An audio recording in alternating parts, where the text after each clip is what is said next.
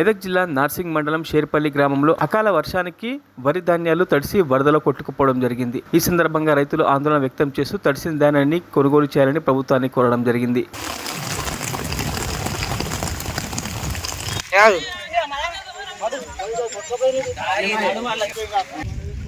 షేర్పల్లి గ్రామంలోని అకాల వర్షానికి ధాన్యం మొత్తం తడిసి ముద్దయింది.